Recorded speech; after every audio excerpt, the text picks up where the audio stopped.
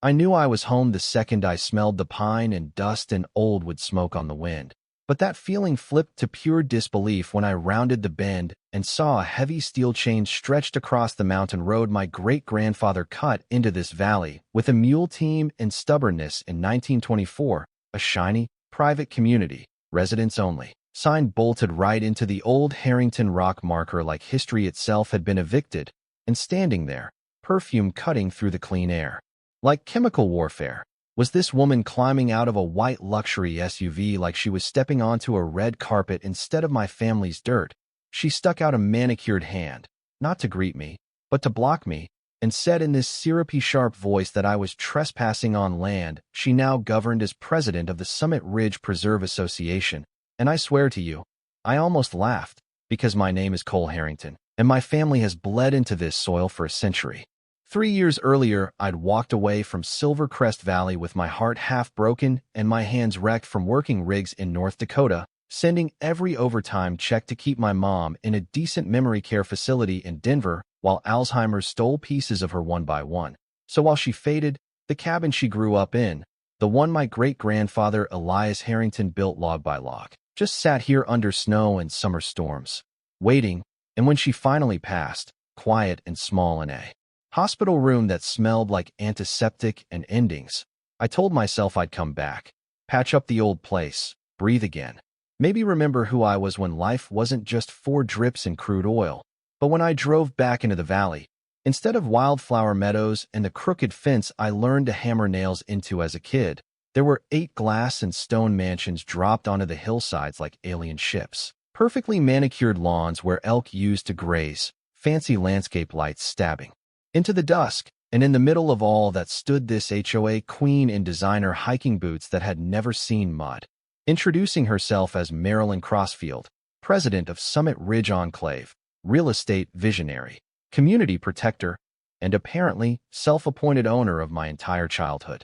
She pressed a thick envelope into my chest like she was handing down a verdict from Mount Olympus. 40-plus pages of violations pinned to a cabin that had been here longer than the paved highway. Fines for non-compliant roofing, because Elias old cedar shingles didn't match their curated color palette. Unauthorized historic outbuildings, which was a fancy way of saying our Depression-era root cellar offended her eyes. Landscape disorder, because God's own wildflowers weren't on her approved plant list. By the time I flipped to the last page, the total was over 70 grand plus daily penalties, and she had the nerve to tilt her head, study my old truck, my oil-stained hands, and toss in little phrases about transient lifestyles and certain types of owners that let me know exactly what kind of prejudice I was dealing with. I kept my voice even as I told her my family never signed any covenant, never agreed to any association, but she just pointed at some section number and said all parcels were automatically bound when Summit Ridge Preserve Association was formed, then climbed back into her SUV like she'd just swatted a fly and not tried to financially suffocate a man on his own mountain. That night, under a sky so full of stars it almost hurt, I parked my beat-up truck outside the county courthouse and caught Linda Jo Harper, the clerk who'd known my mother since they were kids. Just as she was locking up, she hugged me, eyes soft with real grief, told me she was sorry about Mom, then listened while I laid out what this new HOA was trying to pull. Her face went from kind to stone as she pulled the recorded covenants for Summit Ridge Enclave, pages and pages of legal nonsense, giving Marilyn and her board control over everything from porch light wattage to how long guests could park. But when we checked the signature pages, there was a blank line where any Harrington should have been. Nothing, no consent, no acknowledgement, and in Colorado, that mattered, because without unanimous agreement from all affected owners, those covenants didn't touch me, not legally, not morally, not at all. Driving back up the mountain that night, headlights cutting through the dark, one question hammered in my head. If they couldn't legally bind my land, how were they so sure they could still crush me? The answer showed up in the form of harassment that didn't care about legality, only pressure. The next morning there were more envelopes stuffed into my rusted mailbox like someone had fired a paper shotgun at it. Fresh violations with glossy photos of my cabin, my woodpile, my truck, shots clearly taken from deep inside my property days before that official inspection. They'd been creeping around for a while, cataloging every axe, every plank, every stubborn weed, and the fines stacked like firewood. So I drove down to the tiny electronics store that time forgot, bought a set of trail cameras with night vision and audio, and spent the afternoon strapping them to trees like I was wiring the valley for confession. 2 days later, those cameras paid for themselves. There on the grainy video was Marilyn Crossfield and her little committee marching across my land at sunrise like they were invading a hostile country, plotting to file bogus environmental complaints to force me into selling. Her voice sharp and clear as she told them the more violations they could stack, the faster they could get him out of here. I didn't rush to call the sheriff. I let them keep talking, keep filing, because sometimes a bully will dig a hole so deep they don't notice when it turns into their grave. Right on cue, county trucks started coming up the mountain in convoys. First, Dr. Warren Pike from the health department, apologetic but bound by procedure, testing my century-old septic system after an urgent anonymous report of contamination. Then a building inspector declaring he needed to check for structural hazards that might endanger the shiny mansions down valley. Then a state environmental officer in full gear like he was walking into a toxic waste site, and behind them, because of course, a local news crew interviewing a concerned neighbor, just out of frame, whose perfume and boots I recognized even before I saw Marilyn's profile. I let them film, let them wave their microphones and sniff the air dramatically. Then when their detectors showed my water was cleaner than half the resorts in the state, and the cabin foundation was practically bomb-proof, I pulled Dr. Pike aside and handed him a USB drive with a highlight reel. Marilyn coaching her board on fabricating environmental threats, planning exactly the calls he'd just responded to. He watched 5 seconds and closed his eyes like someone had punched him, said some version of, "I've had enough of being their weapon," and promised official reports would reflect exactly how bogus this all was. But the real war was never going to be fought on septic tests and foundation checks. It was hiding in the county records, the mineral surveys, the dusty drawers nobody touched. So I parked myself in the library for days, breathing recycled air and scrolling through old filings until my eyes burned. And that's where I found it, tucked into a brittle folder with Elias Harrington's name on it. A 1920s federal patent giving him not just surface rights to 320 acres, but mineral rights to over 1,200 acres of Silvercrest Valley, plus a perpetual access easement that basically said, in legalese, whoever owns these minerals gets to reach them, no matter who builds on top. Those 8 mansions in Summit Ridge Enclave weren't just my new neighbors. They were sitting directly over minerals my family still legally controlled, and every permit that had allowed them to be built should have included notice to the mineral rights holder, me, which never happened. I took that discovery to Dana Lockwood, a property rights lawyer in the city whose office smelled like old paper and burned the midnight oil coffee. She paged through the documents, lips tightening, then called in her small, deadly smart team, Ethan Kwan, an environmental attorney, Sandra Whitfield, who lived to dismantle financial crimes, and Jack Rourke, a former FBI investigator who treated fraud like a personal insult. Together they traced Maryland's pattern, shell companies buying land cheap, fast-track permits rubber-stamped by a crooked commissioner named Gordon Ellery, a brand-new HOA, Summit Ridge Preserve Association, created as a cash vacuum and power tool, and over $2 million in fees and special assessments quietly funneled into LLCs owned by Marilyn, her lawyer husband Brent Calloway, and a handful of board members, while residents thought they were paying for snowplows and landscaping. By the time Jack overlaid Summit Ridge with similar schemes in Texas, Florida, and Arizona, all tied to the same network, the feds were already sniffing around. And when Agent Laura Keating from the FBI's Property Fraud Task Force saw the mineral rights angle, she practically said, "Thank you," out loud. My role flipped in a heartbeat, from the guy being threatened with bankruptcy to the key witness and legal hammer who could argue every permit in Summit Ridge Enclave was invalid. That's when Maryland escalated from paper bullets to real danger. First, someone got my power cut off with another fake emergency hazard report.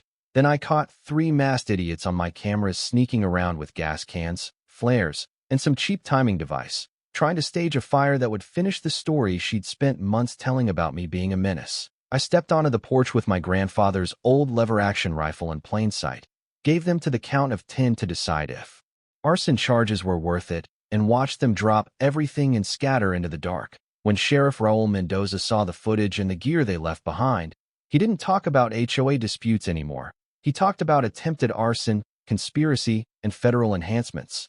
And he let me know, very quietly, that the FBI was already building a bigger case and my valley had become the centerpiece. The morning the helicopters came, the sound rolled down Silvercrest Valley like distant thunder, steady, heavy, not the occasional medevac or news chopper, but black federal machines circling low over Summit Ridge Enclave. And by 8 a.m., you could see the blue windbreakers from my porch, FBI SUVs, IRS criminal investigation vans, EPA enforcement trucks, agents walking up marble steps that hadn't even finished settling while residents in designer loungewear watched from behind glass walls, clutching coffee cups and realizing, maybe for the first time, that the real problem up here wasn't the old cabin on the ridge. Dana called from what sounded like a war room, said they'd grabbed Gordon Ellery, they'd traced HOA money through a dozen shell companies, and my trail cam audio had tied Marilyn Crossfield directly to fabricated complaints, embezzlement, and that failed arson attempt. Meanwhile, Brent Calloway was caught on camera trying to sneak boxes of confidential files into his car during a federal raid, which is the kind of thing prosecutors dream about when they talk about obstruction of justice. Of course, Marilyn didn't go quietly. She launched this wild PR spin through whatever reporters would still take her calls, claiming I was a dangerous loner manipulating the government, filed some rambling $100 million civil suit accusing half the alphabet agencies and me of conspiring against her, tried to hire a shady asset protection firm out of Arizona called Iron Vantage Security Group that turned out to be running guns to cartels on the side, and when that didn't slow the case down, she tried to flee the country with suitcases full of cash and gold, only to be arrested at the private aviation terminal like a character in a bad movie who never learned how airports work. Every stunt she pulled just added more time to the sentence the feds were building. Sentencing day at the federal courthouse in Denver felt like the final scene of a long, brutal film. Marble floors, cameras lined up outside, families from all over the Southwest who'd each lived their own smaller version of my nightmare, all packed into one room that smelled like old wood and nerves. Judge Caroline Mercer took the bench with the kind of presence that makes everyone straighten up just by breathing. And when Marilyn shuffled in wearing an orange jumpsuit, hair grown out, face deflated without all that performative confidence, it hit me how far she'd fallen, from chaining my road and bragging about community standards to literally being a case number. The judge laid it out, slow and surgical.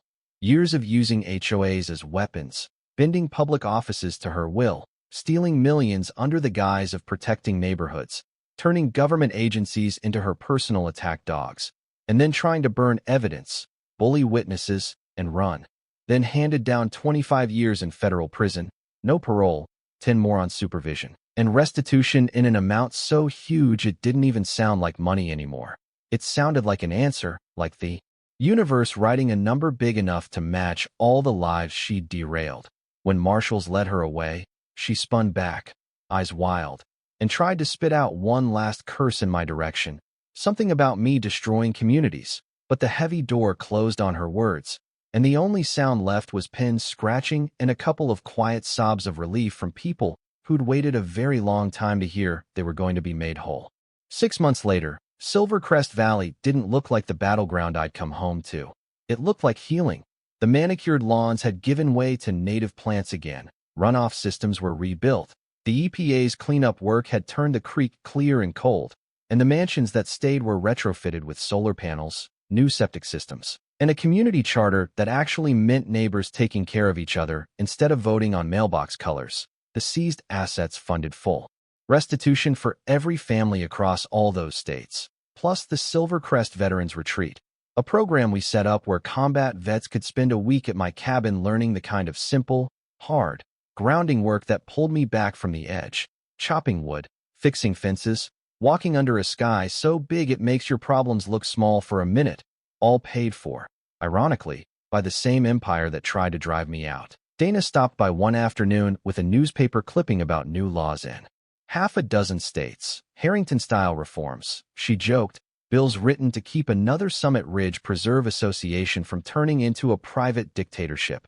And I'll admit, seeing my name in that context felt strange, but good. Like maybe all the nights I sat in the dark wondering if I should just sell and disappear had been answered with something bigger than me.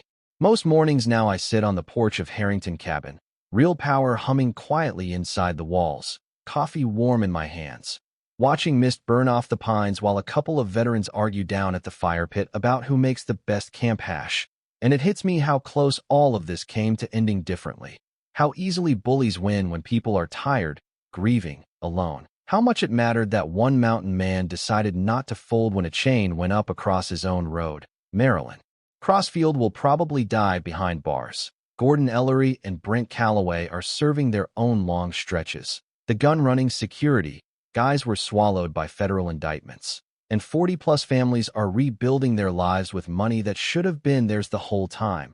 Justice, mountain style, isn't clean or quick. It's slow, stubborn, carved out with the same kind of patience my great-grandfather used when he dragged that first road into the valley.